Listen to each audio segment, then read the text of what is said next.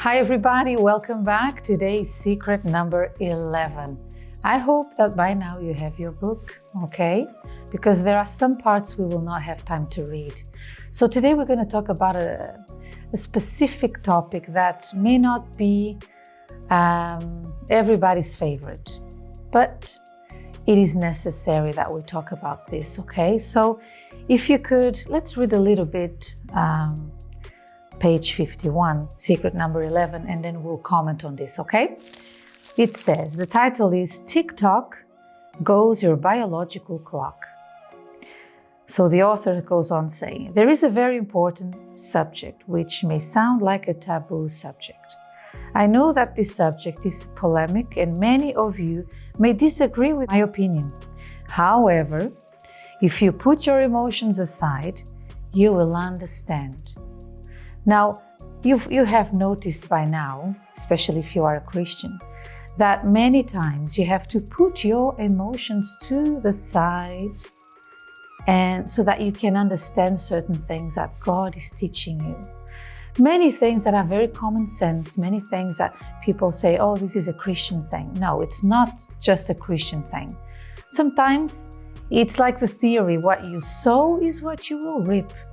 And you can't be emotional about it. What you do, the results will show later.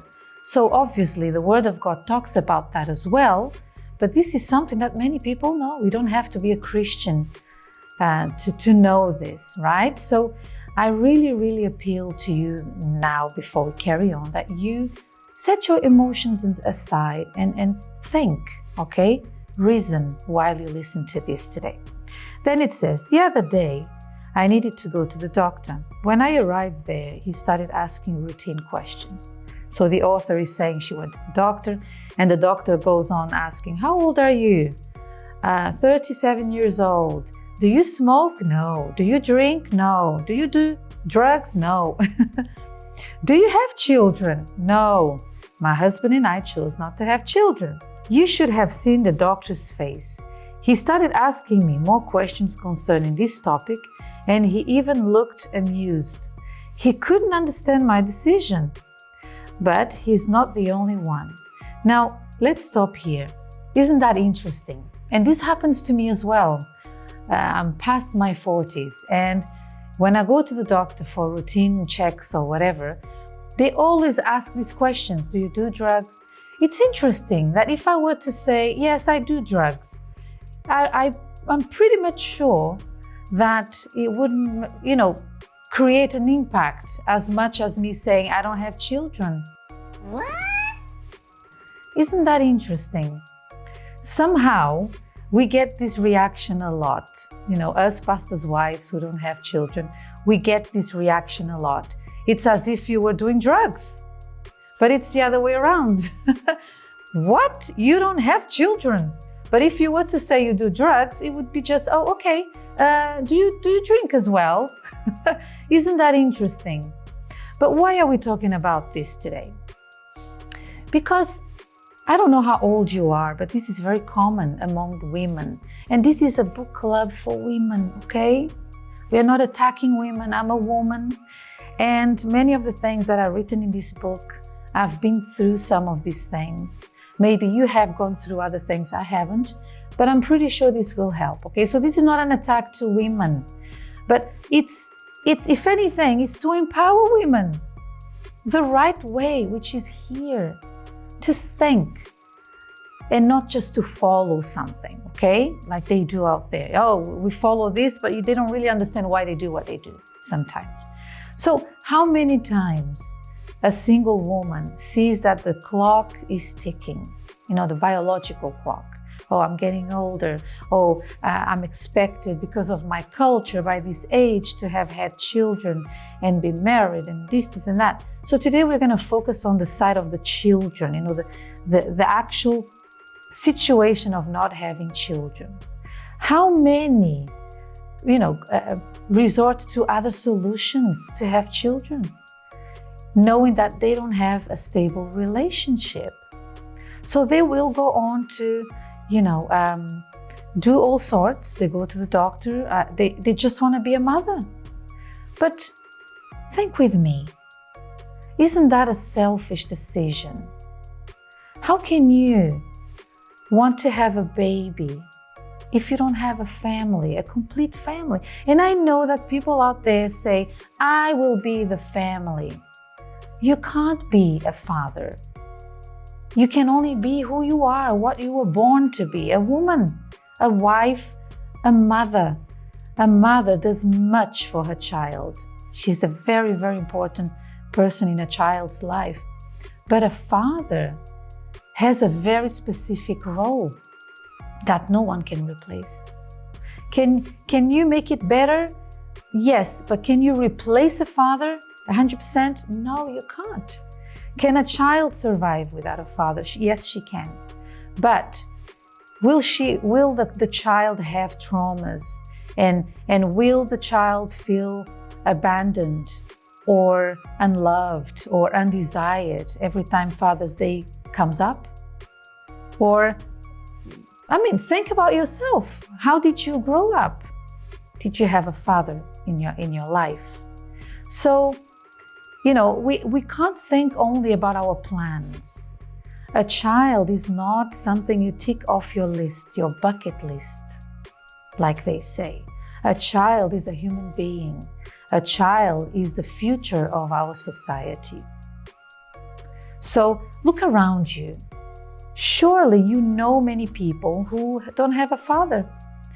And I'm not saying this applies to everybody, but how many young people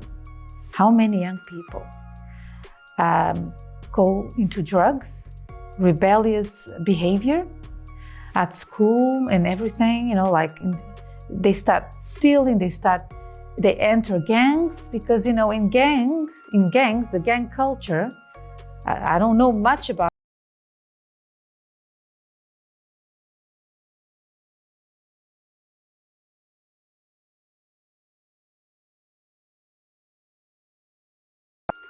Family is the foundation of everything. So I don't know if you would like to maybe perhaps take a few moments and maybe pause this video and think about how much you want a child and what is it you're doing? Are you risking getting pregnant with your boyfriend whom you know is a drug addict or a drug dealer? Or maybe he's none of that, but he's not serious about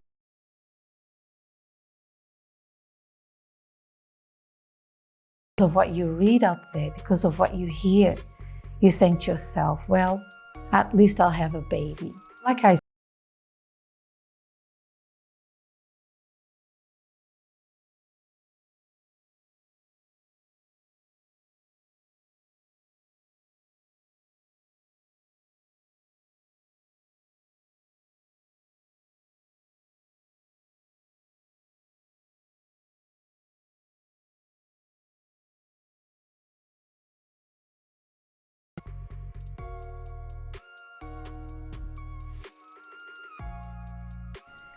that everyone says, oh, he's so cute. But then she realized, hold on a second. This is not from a Christian point of view. This baby will grow. Will not be a baby forever. He will grow to have his own desires, to make his own choices. And what's going to happen to this human being full of hurt because he has no father? Or maybe you've rushed into a relationship so that you could show your family. No, now I have a family, I have a baby, and I have a man. How will the child be when the child grows up and become an adult? They will continue what they saw at home. And if the child is a girl, she will grow up to see that, oh, we don't need men. See, I was brought up without a man, without the child even knowing why the mother made that decision in the first place. Remember?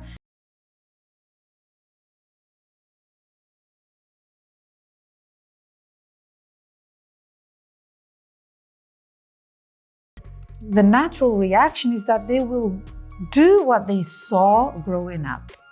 So many times you see, as a man, if you're watching us now, you see your father being violent.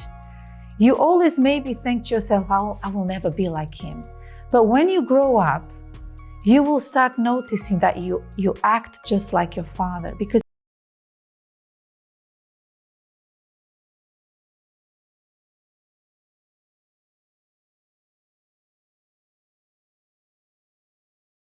God, we don't make good choices. And this is why we do these book readings, this book club reading, for you to think about life in a different way, from a different perspective, especially one coming from God's perspective, which is the main successful way of living your life. You know, God gives us all sorts of advice. If you read the Bible, you will know. Probably, if you're not a Christian, you already know about the 10 Commandments, right? But there's more. But look at the 10 Commandments. Oppress you, to steal the joy from your life. Oh, we can't do this, we can't do it. Or are they there to protect you? God's commandments are there to protect us, to guide us into happiness. But people are very much, these days, more than ever, they look to what they want. What do I want? What makes me happy? Oh, I want to go and buy myself a dress. I don't care if I can't afford it, because everyone is wearing it, wearing this kind of trend. I want to be trendy, so they'll get into debt. But many women out there treat a baby like a dress, like a handbag. I want it, and I want it. Not remembering that this is a human being who will grow without a father, or in a problematic home, or witnessing you being abused by the husband you chose in a hurry just because you wanted to have a child. I want you to think about that, okay? Really. And if you've been through this and you are now in God's presence, you know, you follow the word of God now, and you have a story to tell, you can vouch for what I'm saying, right? So think about this. I really pray that this helps you today. Don't worry about what people say. We've mentioned this before about marriage. People will always be people. Especially now that we have social media, people think that they can just give opinion in anything. You post something, they feel like they need or they have to give an opinion. This is how society is these days. So people will say what they say. Many times they don't have the courage to say it face to face. This is also the kind of people we have today. You know, the social media people. Yeah. So don't worry about what people say, about what family says. Your life is your life. And everything you choose to do needs to have a reason, has to be righteous. It can't just be about me. It's like marriage. Marriage, I don't get married to make myself happy. I am already happy. I should already be happy. I should already be healed from past traumas. Otherwise, it's not time for me to get into a relationship. So, do you understand? Do you see how things are so twisted these days? And getting pregnant is yet another topic that people don't really like to talk about. They say, oh, don't judge me.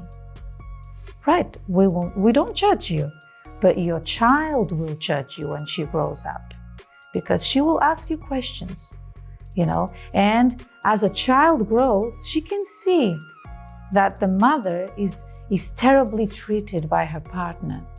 Maybe he hasn't even married her. It wasn't had the decency to even marry you, even though the child is already a teenager. So what kind of example is this setting for them? Because they will carry on doing what they saw at home. So think about that. The base of society is family, whether you like it or not. If you, for example, at our church, we do prison visits. We do a lot of work with with inmates. Most of them, no dad. They grew up just on the streets with nobody. Oh, where are you, son? Have you had your dinner, my love? Have you done your homework? No, there wasn't such a thing. Most cases are like that.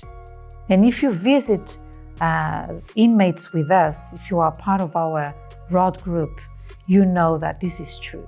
Okay, talking to them, they have like a void within themselves. They grew up without that love, that family, you know, that family warmth.